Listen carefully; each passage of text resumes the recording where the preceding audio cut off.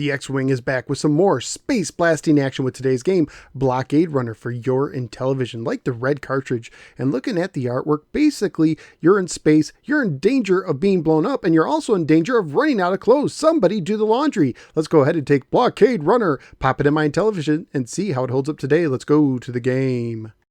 Blockade Runner was published by Interphase and carries a copyright year of 1983. Just like the other Interphase game for the Intellivision, Sewer Sam, which I just reviewed in episode 421, it is believed to have been programmed by the head of Interphase, Stephen Wiley. According to the manual, you're the commander and pilot of a merchant space freighter fleet. Your command ship is the IVS-103. You have 4 ships in your fleet. Your cargo contains vital supplies for your home base on the planet Earth, but your path is blockaded by an alien fleet. Your only chance of running past the blockade is to travel through an asteroid belt to escape detection by enemy radar. You're viewing the galaxy as it unfolds before you. Blockade Runner is a space action game done in a Star Raiders type first-person perspective. The game is designed primarily for one player, although the manual does say that 2 players can play, recommending one player fires the missiles while the other flies. The game only has one standard mode of difficulty. However, according to the manual, the game will adjust the difficulty as you play, either getting easier if you are doing poorly or harder if you're doing well. So it might be based on the US tax system. The controls are actually a little bit customizable, which is unusual for an Intellivision game. No matter what, the disc moves your ship, but the side buttons will either fire a missile, make you go faster, or make you go slower. You can even slow down enough to stop. You can also press 1 and 9 or 3 and 7 together to pause the game according to the manual. Because the side buttons depend on which of the 4 control options you choose, the overlay is largely unnecessary. The game starts you almost 10,000 mystery distant units away from Earth. Your goal is to simply survive your journey back to Earth. The faster you fly, the quicker you'll get there, but you may have difficulty avoiding damage if you go too fast. You have 15 missiles. When you press fire, your missile will lock on to whatever's in the middle of your target at the time of your firing, and track it down even if it goes off the screen. Your missiles also slowly get replenished as you fly. There are many obstacles in your way, starting with asteroids, which your best bet is to simply try to avoid. If they hit you, your shields will take damage and begin to overheat.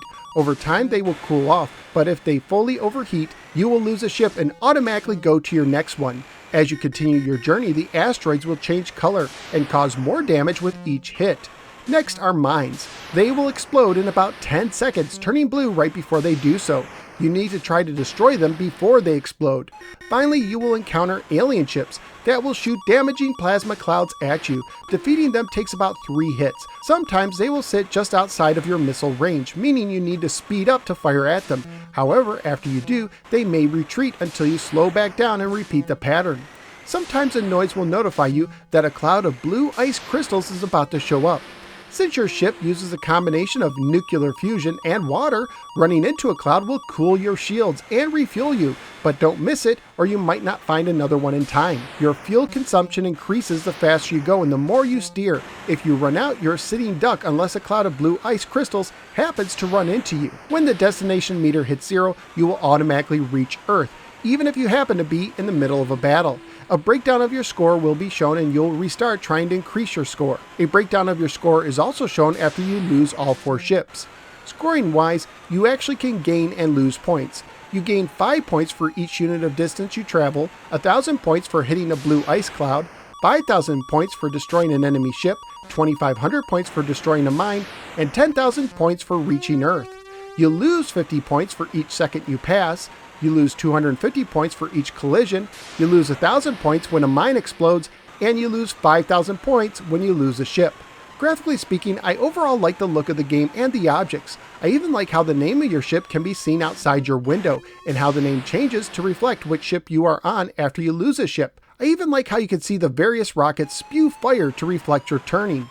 Sound and music wise, there is no music, but I enjoyed the sound effects, especially when you speed up and slow down, and when an alien ship passes right by you. Family friendly wise, the game would most likely get an E for everyone rating if it was released today, although it might be too hard for younger kids. At the time my research on eBay included shipping, only complete copies had sold anywhere from $24 to $30. So what do I think of Blockade Runner? Because the game has a bit of a steep learning curve, it took me a while to warm up to it. Aiming is not easy, and it can be hard to avoid some of the asteroids. And the first few times I made it far enough to fight an alien ship, they quickly took me out. The game does not let up on you, but the more I played it, the more the game impressed me to the point that I was hooked and was determined to reach Earth at least once. It was also very satisfying to see a missile lock onto a target and chase it down off screen. In the end, this is a game that may have tempted me to throw my controller in the beginning, but ended up becoming one of my favorite games I reviewed so far on the Intellivision. So where am I going to rank Blockade Runner? Surprisingly high. I am shocked to say that I enjoyed the constant action more than the strategic action of the classic space battle at 4. And the same could be said about Whitewater at 3, but it's not quite as good as Lock and Chase at number 2. So out of the 17 games I've now ranked for the Intellivision, Blockade Runner is locking into the 3 position.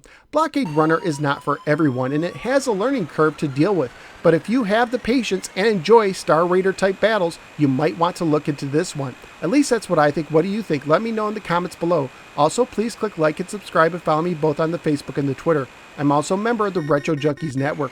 At this time, I'd like to thank all of my extraordinary Patreon supporters, including Rexstart. Thank you, Rex. If you appreciate the work I do and enjoy my videos, please consider becoming a Patreon supporter by signing up at patreon.com/NoseForGamer, starting at a single $1 a month. Not only will you help make videos like this possible, but you will also gain access to some exclusive content and be able to vote on future games I review. Thank you for giving me a little part of your day, and I look forward to seeing you next time in the next episode of the No Sport Gamer. Take care and remember to run into clouds of blue ice crystals whenever you can.